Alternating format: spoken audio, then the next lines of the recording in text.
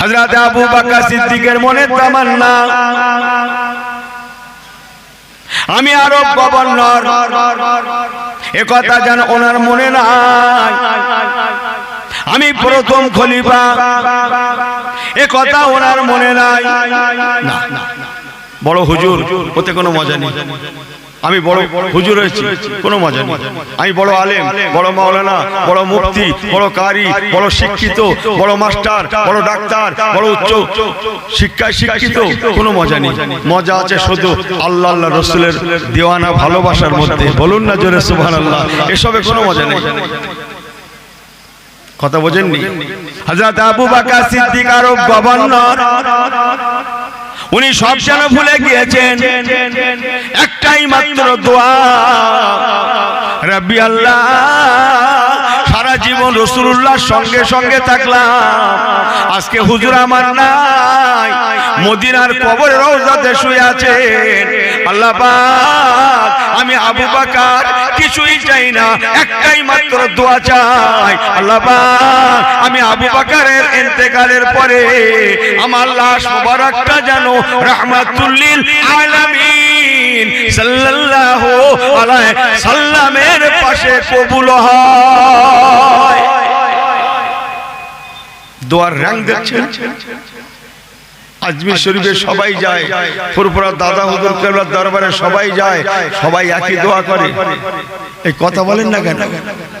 এক একজনের দোয়া এক এক রকমের। কেউ দোয়া চাইছে, হুজুর দোয়া করেন যেন আল্লাহ মিলে যায়, রাসূলুল্লাহ জিয়ারত নসিব হয়। একটু জোরে বলেন। কেউ দোয়া করছেন, হুজুর দোয়া করেন যেন আমার কলবটা নূর আর নূর হয়ে যায়। হুজুর দোয়া করেন আমি যেন আল্লাহ আল্লাহ রসুল পেয়ে যাই। কেউ দোয়া করছেন, হুজুর 7টা বাকি আছে ঘরের, কোনটা বাকি আছে?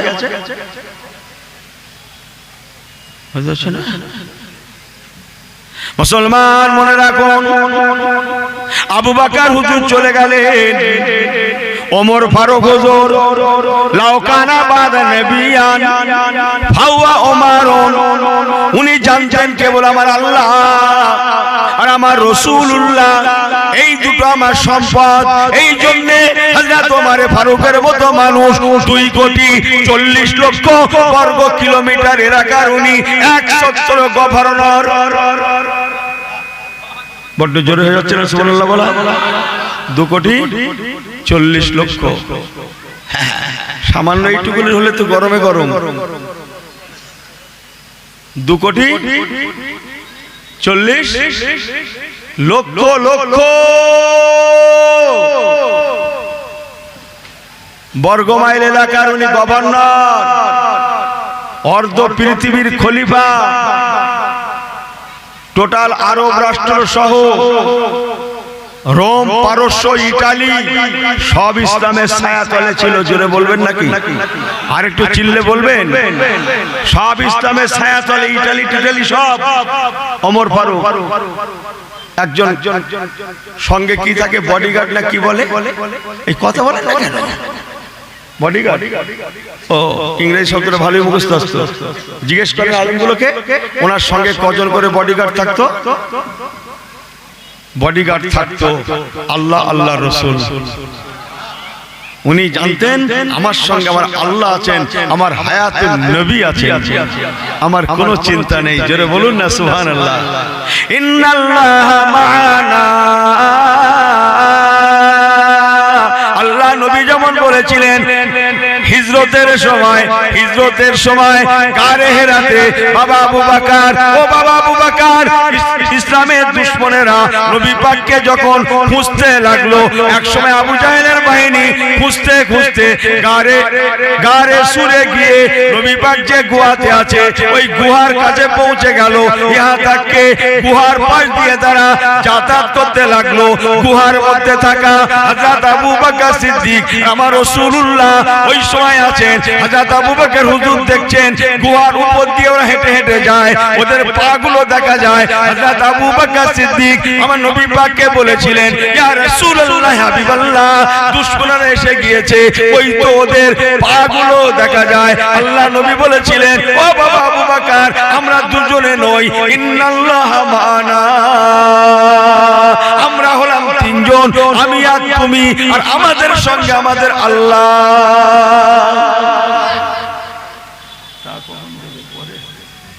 দরুদ শরীফ, আল্লাহুম্মা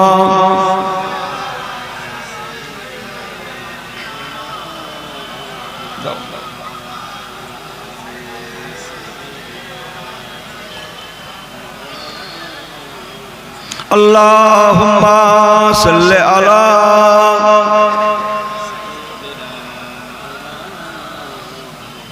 ওয়া আলা আলি।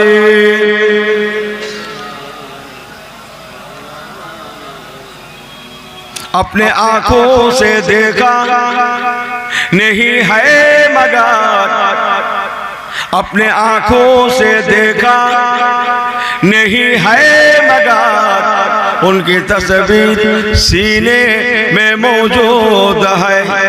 जिनकी खुशबू से महका, जिनकी खुशबू से महका है सारे जहां, वो खुशबू मदीने में मौजूद है।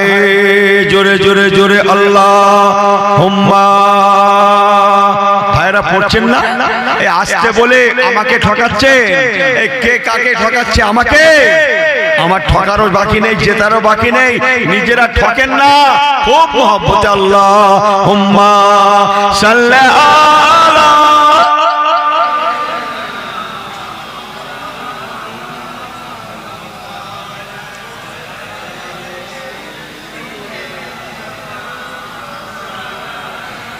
अपने आंखों से देखा नहीं है मगर, अपने आंखों से देखा नहीं है मगर, उनकी तस्वीर सीने में मौजूद है। जिसने लाकर कलामे इलाही दिया, वो मोहम्मद मदीने में मौजूद है। अल्लाहुम्मा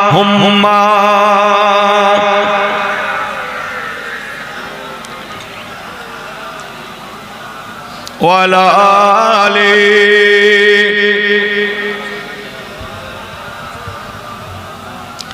সবাই ঠিক আছেন? একবার হাত উঁচু করে আল্লাহকে দেখান তো, আল্লাহ আমরা আছি। সবাই একটু একসঙ্গে হাতটা হিলা দেন তো, একসঙ্গে দোলা দেন তো।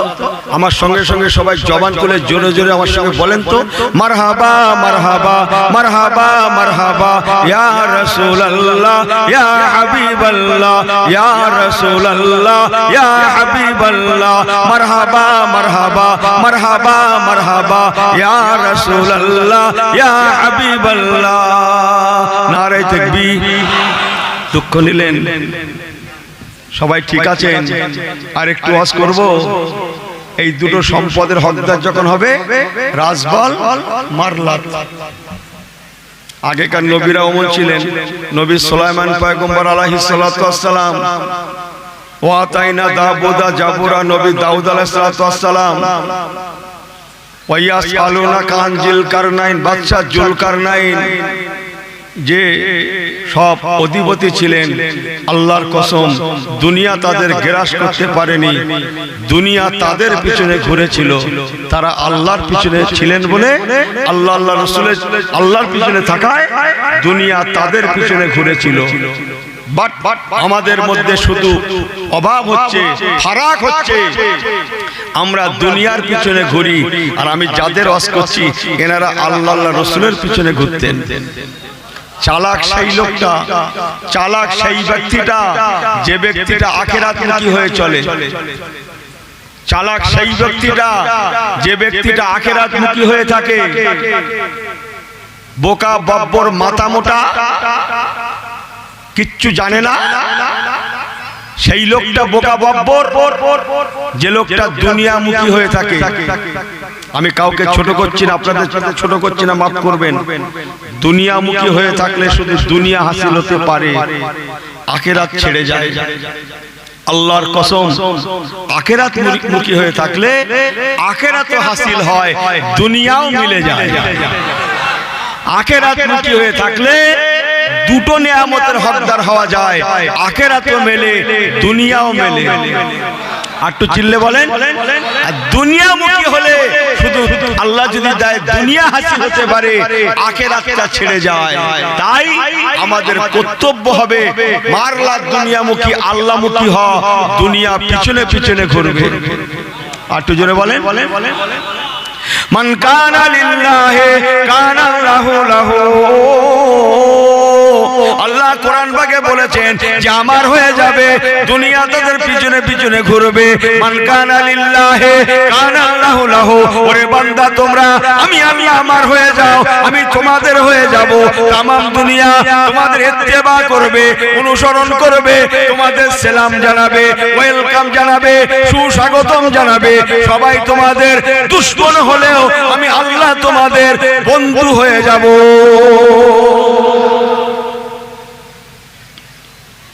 হযরত ওমরের কথা বলছিল, লাউ কানা বাদা নবিয়ান ফাও ওমরুন। হুজুর ওমরে ফারুক 2,40,00,000 বর্গ মাইল এলাকার গভর্নর, অর্ধ পৃথিবীর খলিফা। কিন্তু উনি কি দোয়া করতেন জানেন? ওনার তামান্না কি ছিল জানেন? আল্লাহ, ও রব্বি আল্লাহ, আপনি আমাকে আরব গভর্নর বানিয়েছেন, আলহামদুলিল্লাহ। এতে আমার কোনো মায়া নাই, ভালোবাসা নাই, এতে আমার কোনো মোহ নাই, আমার তামান্না নাই। একটাই মাত্র আপনার কাছে আমার চাওয়া, একটাই মাত্র আপনার কাছে আমার দোয়া। ভাই আবু বকর সিদ্দিক রাদিয়াল্লাহু তাআলা আনহু যেমন রাসূলুল্লাহর পাশে শুয়ে গিয়েছেন, সুবহানাল্লাহ বলবেন না? আর একটু চিল্লে বলবেন না? হযরত আবু বকর সিদ্দিক যেমন মদিনা শরীফের রিয়াজুল জান্নাতে আল্লাহ আল্লাহ আল্লাহ আল্লাহ আপনার হাবিবের পাশে শুয়ে গিয়েছেন, আল্লাহ আমি ওমর সেই দিন ধন্য হব যদি আমার ইন্তেকাল ওফাতের পরে আমার রাসূলুল্লাহর পাশে আবু বকর সিদ্দিকের মতো করে আমার মাজারটা হয়ে যায়। ও রব্বি আল্লাহ, আপনার কাছে আমার দোয়া তামান্না, সম্পদ নয়, আরো আরো রাজত্ব নয়, দুনিয়া নয়, একমাত্র তামান্না তামান্না তামান্না আল্লাহ আল্লাহ আল্লাহ আল্লাহ, আমি ওমরে ফারুকের মাজারটা যেন রাসূলুল্লাহর পাশে হয়ে যায়। যেটা বলবেন না, কি মানুষ তারা? তাহলে দোয়ার ক্যাটাগরি আছে না নাই? হ্যাঁ, সব এক, সব এক। আপনি ভাবলেন কি করে?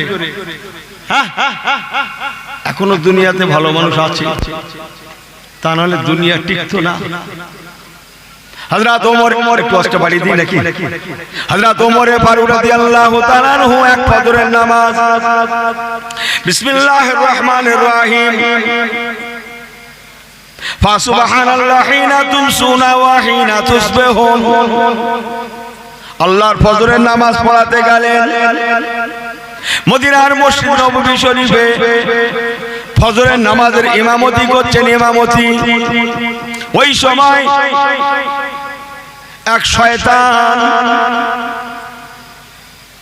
তার নাম আবু লুলু ফিরোজ, সে প্রথম কাতারে, সে আততায়ী, ওনাকে মারবে বলে পজিশন নিয়ে দাঁড়িয়েছিল। হুজুর যখন আল্লাহু আকবার বলে রুকুতে সিজদাতে গেলেন, ওই সময় ওই শয়তান আততায়ীটা তলোয়ার দিয়ে, বল্লম দিয়ে আমিরুল মুমিনিন খলিফাতুল মুসলিমিন হযরত ওমর ফারুক রাদিয়াল্লাহু তাআলা আনহুকে শেষ করে দিয়েছিল। যদিও নাকি তখন উনি শহীদ হন না, কিছু সময় বেঁচে ছিলেন। বল্লমটা ওনার পেটে ঘুরিয়েছিল, পেটের নাড়ি ভুঁড়িগুলো টুকরো টুকরো হয়ে গিয়েছিল।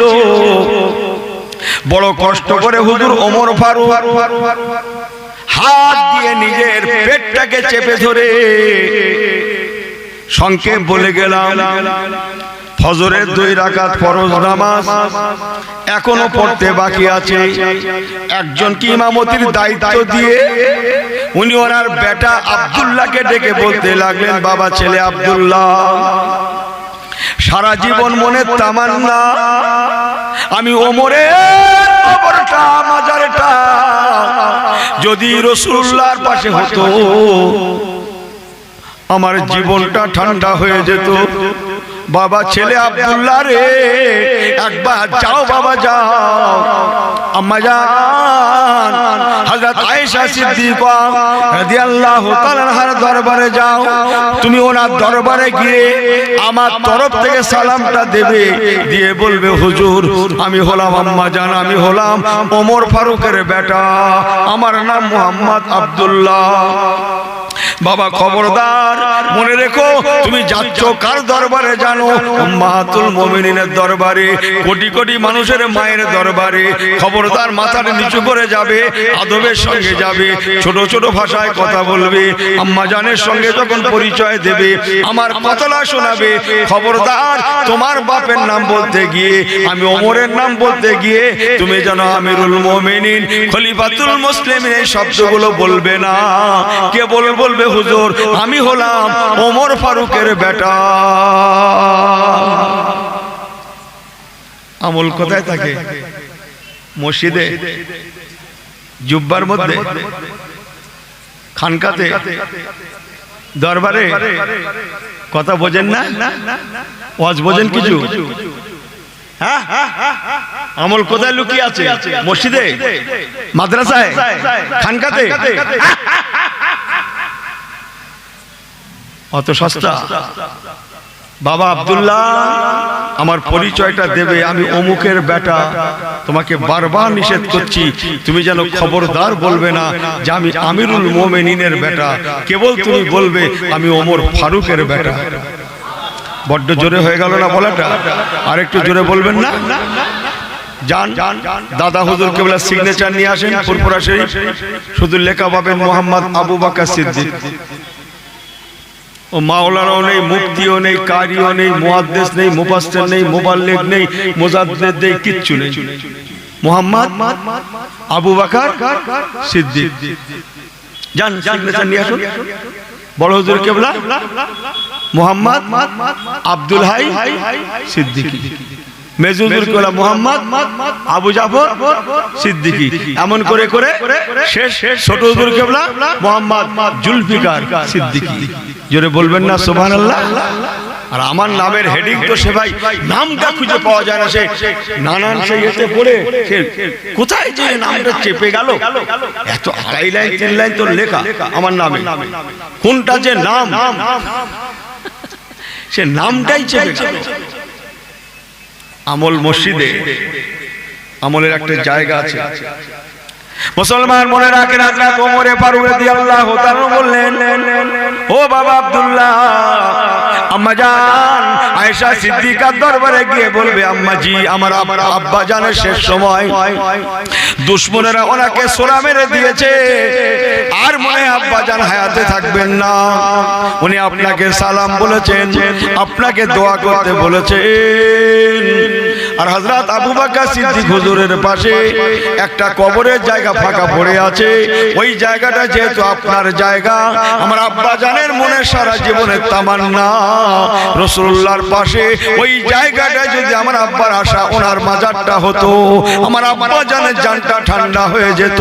তে আব্বা জান কেবলা বলে পাঠিয়েছেন, আম্মা গো যদি আমার আব্বা ওমর ফারুকের জন্য আপনি জায়গাটা দান করে দিতেন, যেহেতু জায়গাটা আপনার, আমার আব্বা ওমর ফারুকের জীবনটা ঠান্ডা হয়ে যেত। তার মনের তামান্না একটা কবর কহাত 3.5 হাত, যার হাতের স্থান 3.5 হাত।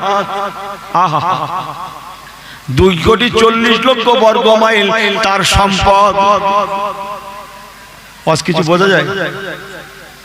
কথা কিছু বোঝা যায়? 2,40,00,000 বর্গ মাইল তার সম্পদ। কোন সম্পদের মায়া নাই, আছে মাত্র 3.5 হাতের মায়া। যদি দেগঙ্গা হুজুরের থেকে কিছু লেওয়ার থেকে নিয়ে ঘরে যান, আমি তো দেখলাম অনেক লোক ক্যাম্প পড়লো, অনেক লোক বেরিয়ে গেল, সব জানে তো। হ্যাঁ, কিচ্ছু যায় আসে না, কিচ্ছু যায় আসে না। সারা রাত চিল্লাতে চিল্লাতে আমার সকাল হয়, যাই বলি মানুষ শোনে, ভালোবাসে। হ্যাঁ, আসি পাগল বেশে বসি, যাই, আল্লাহ যা বলান মুখে আসে বলি, মানুষ শোনে। আমার পীরের দোয়া, মেজলা হুজুর কেবলার নেক দোয়া, পাঁচ হুজুরের নেক দোয়া, দাদা হুজুর কেবলার দরবারের বরকত, আপনাদের মা বাপের দোয়া। কিছু না কুড়াতে পারলে ভালোবাসা কুড়িয়েছি আমি যাই বলি, শোনা কথা বলি না, আল্লাহ মাফ করুক। আমি যাই বলি, দুনিয়াদারি কোনো কথা বলি না, ওসব বলার মতো সময় আমার নেই। ভালো পারি মন্দ পারি, দুটো কোরআন সুন্নাহর কথা বলি, মানুষ শোনে। আমার কাছে ওই প্রতিবাদীমূলক কিছু সব নেই। আমি জানলুম না, বুঝলুম না, সব আমার ভালো লাগে না, আর মনেই আসে না।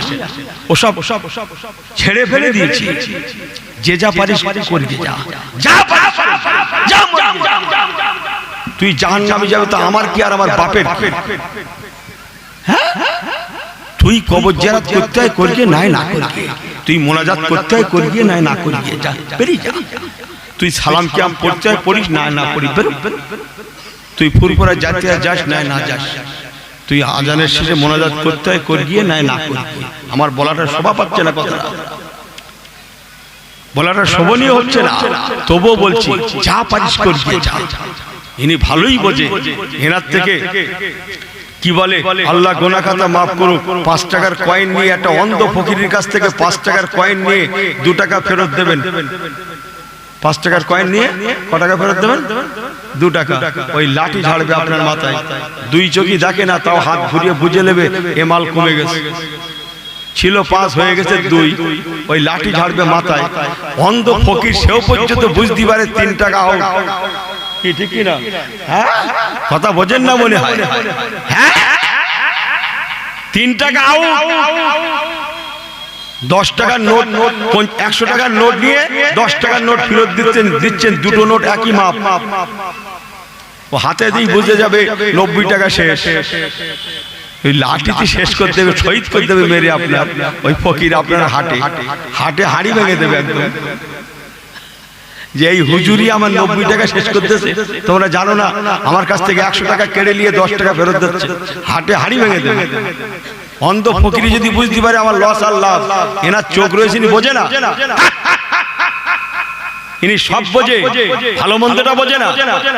কোন ডাক্তারটা ভালো, কোন ডাক্তারটা মন্দ সেটা বোঝে, এটা বোঝে না। কথা বোঝেন না মনে হয়? তুমো জিনিসটা আর নয়, যা পারিস করিয়ে যা। এই যেন জেনে রাখে, ও দরুদ পড়লেও চলবে, না পড়লেও চলবে, আমার নবীর কিচ্ছু না, আমার হুজুরের জন্য আমার আল্লাহই এনাফ। জোরে বলেন, জোরে বললেন না? আর একটু জোরে বললেন না?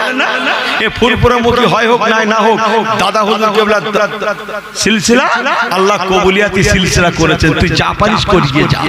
জোরে বলবেন না সুবহানাল্লাহ? আল্লাহর ওলিদের ঘরে আল্লাহ কবুল করেছেন বলে তারা ওলি হয়েছেন, তুই যা পারিস করিয়ে যা। জোরে বলুন না সুবহানাল্লাহ? তুই কবর জিয়ারত করতে হয় করিয়ে, নাই না করিয়ে, জৈসি করনা ওইসি ভরনা, যেমন করবি তেমন হবে। ইমাম হোসেনকে এজিদ শহীদ করেছিল, ইমাম হোসেনকে এজিদ তার লোক দিয়ে শহীদ করেছিল। পানি বিহানে নওয়াসায়ে রাসূল হোসেন হুজুর শহীদ হয়েছিলেন। শাহাদাতের পরে ইমাম হোসেন হুজুরের লাশটাকে টুকরো টুকরো করা হয়েছিল। আপনি কি ইতিহাস জানেন এজিদের? এজিদের ইতিহাস জানেন? জানেন, দেখেন গিয়ে এজিদও মরার সময় পানি পায়নি। ইমাম হোসেন হুজুর, ওনাকে পানি দেওয়া হয়নি, পানি বিহানে শহীদ হয়েছেন কারবালায়। আপনি ইতিহাস জানেন? এজিদ মরার সময় পানির কষ্টের কলজে ফেটে গেছিল। ওর সামনে পানি থাকতো, ও পানি খেতে পারতো না, আল্লাহকে পানি খাওয়ার মতো রাখেনি। জোরে বলবেন না সুবহানাল্লাহ? ওর পানি খাওয়ার ক্ষমতা আল্লাহ রাখেনি।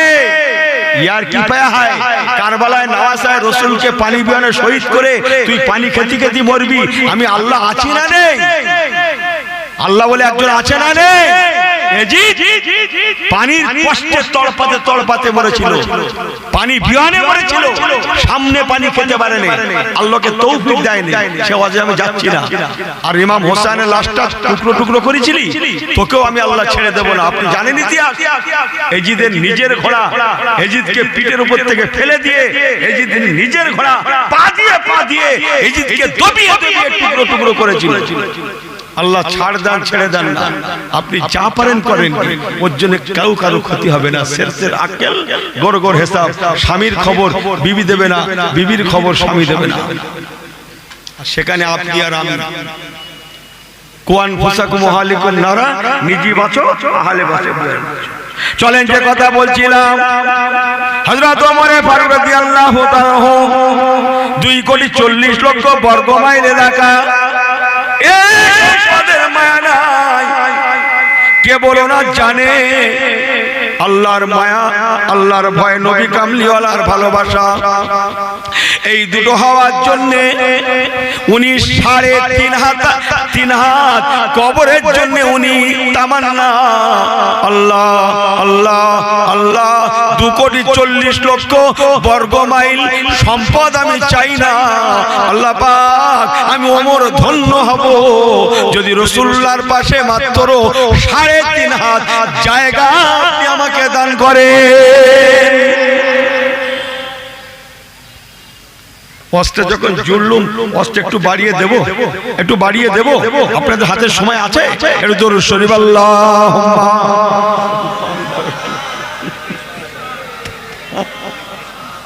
জি ঠিক আছে, ও তো এমনি বলতে।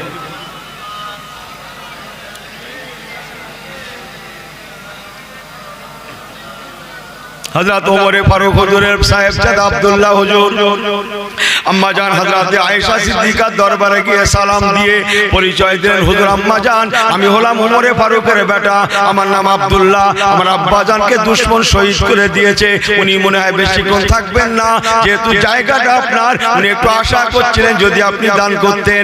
আম্মা জান আয়েশা সিদ্দিকা রাদিয়াল্লাহু তাআলা বলেছিলেন, ও বাবা আব্দুল্লাহ কেমন করে হয় বাবা, উনি শাহাদাতের কথা শুনে কষ্ট পেলেন, কাঁদতে লাগলেন, হায় হায় আমার ওমরকে এত ক্ষতি করে দিল, আমার ওমরকে শেষ করে দিল, আমার ওমর চলে গেল।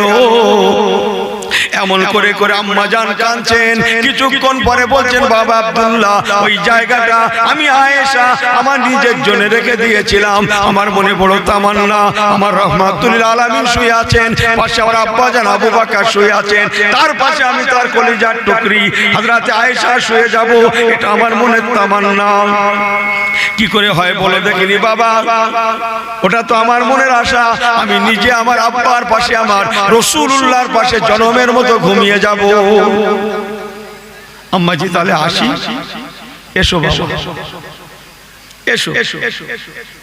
হযরত ওমর ফারুক হুজুরের সাহেবজাদা আব্দুল্লাহ হুজুর রাদিয়াল্লাহু তাআলা উনি রওনা হয়ে গেলেন, পিছনে পিছনে পিছনে পিছনে হাঁটেন, বহুদূর চলে গিয়েছেন, আর আম্মা জানকে দেখা যাবে না, তবে না ওমর ফারুক হুজুরের সাহেবজাদা বাড়ির মুখে ঘুরেছেন।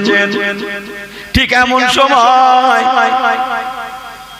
দূর থেকে পিছন থেকে আম্মা জান হযরত আয়েশা সিদ্দিকা রাদিয়াল্লাহু তাআলা ডাকতে লাগলেন, ও বাবা আব্দুল্লাহ, ও ইবনে ওমর, বাবা ওমরের বেটা আব্দুল্লাহ, ফেরো বাবা ফেরো, ফেরো বাবা ফেরো, একবার ফিরে এসো। আম্মা জান কিছু বলছেন? হ্যাঁ বাবা, বাবা আব্দুল্লাহ আমি অনেক চিন্তা ভাবনা করলাম, তোমার আব্বা হযরত ওমর ফারুক আল্লাহ পাক বড় দরজাওয়ালা ওমর করেছেন, তোমার আব্বা ওমরে ফারুক এত বড় দরজাওয়ালা, তোমার আব্বার খুশির উপরে আল্লাহ কোরআন শরীফ পাকে 9 করে 22 থেকে 23 জায়গায় আল্লাহ সম্মতি প্রদান করে আয়াতে কারিমা নাজিল করেছেন। এখানে বহু হাজী সাহেব, আমি অস্ত্র জুড়বো না, জাস্ট একটু টাচ দিয়ে যাব। বহু হাজী সাহেব আছে, সব হজ পাকে গিয়ে আল্লাহর কাবা তওয়াফ করে ওয়াজিবুত তওয়াফ নামাজ আদায় করেছে 2 রাকাত করে। সমস্ত হাজী সাহেব গণেরা একবার ওয়াজিবুত তওয়াফ নামাজ পড়েনি ভাই, কেউ পড়েছেন 10 বার, কেউ 20 বার, কেউ 50 বার, কেউ 100 বার, কেউ 150 বার। হ্যাঁ, আমি তো এতগুলো সব হাজী সাহেবদের নিয়ে কথাগুলো বলছি। 50, 60, 70, 80, 100 তওয়াফ করেছে। আজ যদি আসতে না পারি, কেন? মক্কা শরীফে এসেছি, বাড়ি ফিরে সব আমল হবে, আল্লাহর কাবাটা তওয়াফ হবে না। মদিনা শরীফ এসেছি, বাড়ি গিয়ে সব আমল হবে, রাসূলুল্লাহর রওজাটা জিয়ারত হবে না। তাই হাজী সাহেবরা মদিনা শরীফে গেলে বেশি বেশি রাসূলুল্লাহর রওজাটা জিয়ারত করেন। সুবহানাল্লাহ বলবেন না কেন? বাড়ি যে নামাজ হবে, রোজা হবে, সব হবে, রাসূলুল্লাহর দরবারটা পাবো না। বাড়ি গিয়ে নামাজ হবে, রোজা হবে, সব হবে, আল্লাহর কাবাটার পাবো না। কথা বোঝেন নি মনে হয়?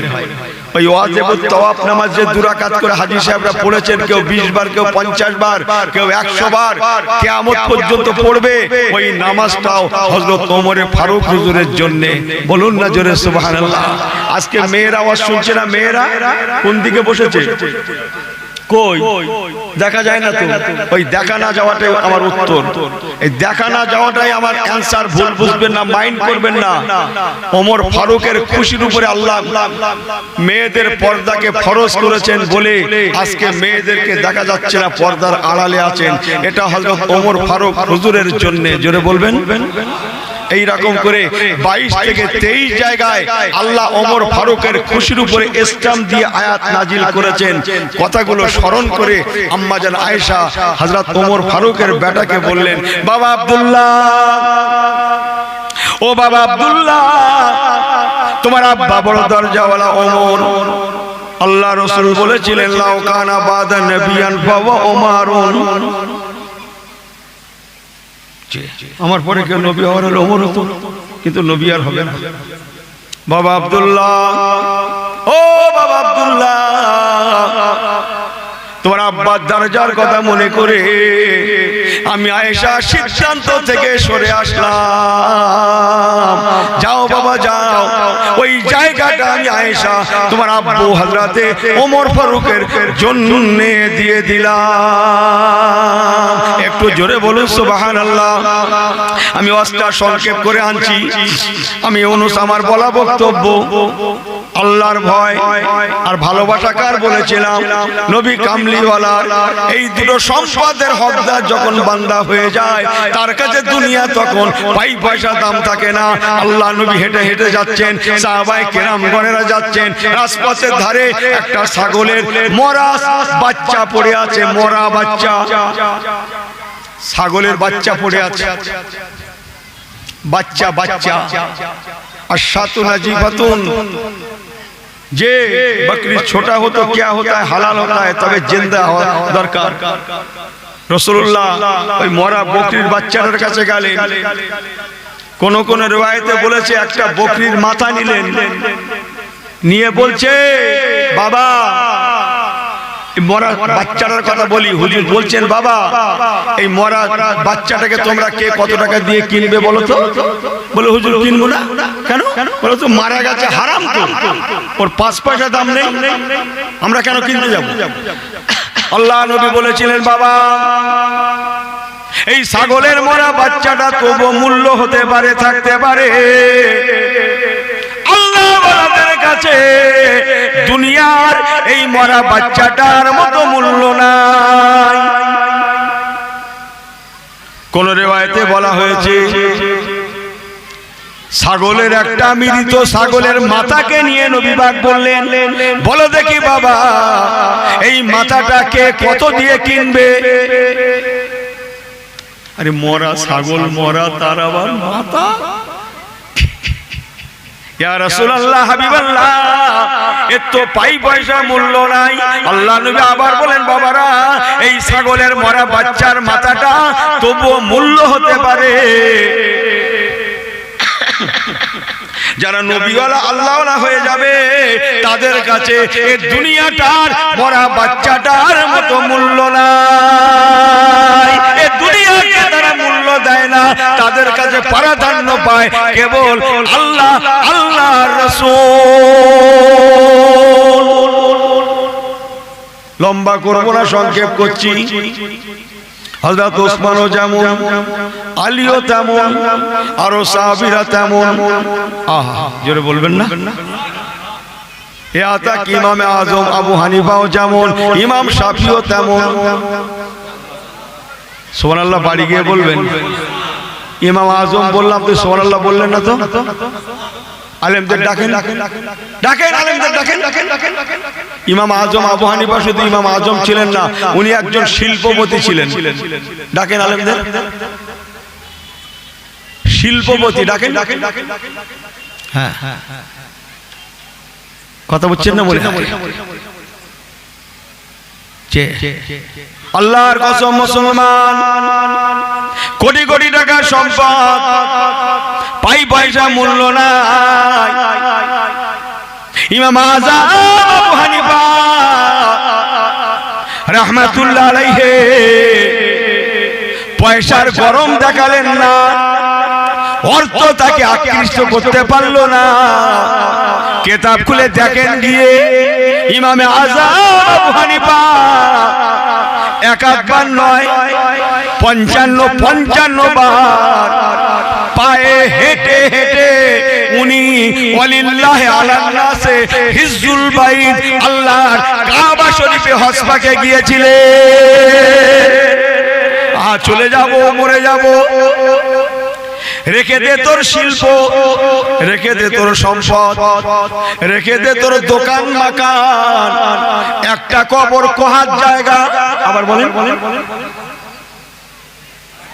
যার হাতের তার 3.5 হাত। ইমামে আযম আবু হানিফা একটা 3.5 হাত জায়গাকে নির্বাচন করে নিলেন, আর মনে মনে ভাবতে লাগলেন এইটা আমার কবর বাড়ি, কে আমার পরে আমার জন্য খতমে কোরআন পড়বে জানি না, কে কলেমা খালি করবে জানি না। আর এখনকার যুগ হলে তো আর বিশ্বাসই করতো না যে ফতোয়ার চাপ। কিসের চাপ? কিসের চাপ? এ মনে করছে গোশের চাপ। কিসের চাপ বলুন? ফতোয়া চাপ, ফতোয়া ফতোয়া বোঝেন না মনে হয়।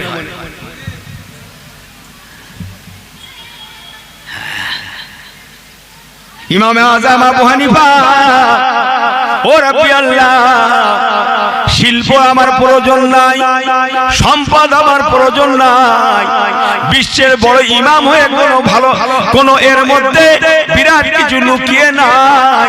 আল্লাহ, আমি ইমামে আযম আবু হানিফা আপনার কাছে দোয়া চাই, এই 3.5 হাত জায়গাটা যেটা নির্বাচন করলাম, এই জায়গাটায় যেন আমার কবর মাকবারা হয়ে যায়।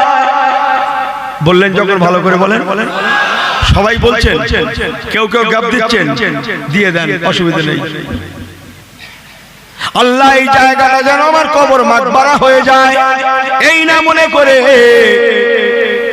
এই জায়গায় আমার কবর মাকবারা হবে, এই না মনে করে হুজুর আমার ওই জায়গায় দাঁড়িয়ে দাঁড়িয়ে, বসে বসে, বসে বসে, দাঁড়িয়ে দাঁড়িয়ে 100বার নয়, 1000 বার নয়, নয় নয় করে 7 থেকে 7,500 বার আল্লাহ পাকের কোরআন শরীফ পাককে খতম করেছিলেন। আর একটু জোরে বলেন, অনুনাজ্জিলু মিনাল কোরআন মা হুয়া শিফাউ ওয়া রাহমাতুল লিল মুমিনিন। মুসলমান সংক্ষেপ করব, কত বড় ধনী আপনি।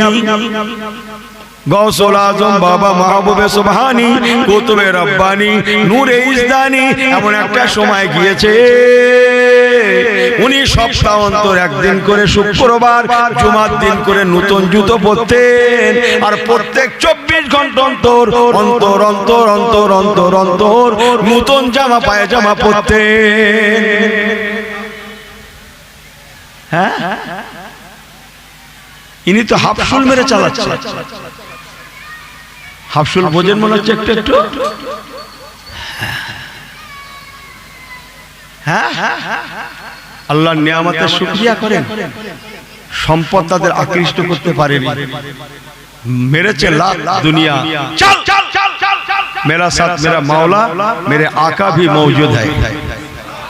आटू जोरे बोलें, मेरा मौला भी मौजूद है, मेरा आका भी है। जोरे बोलूं।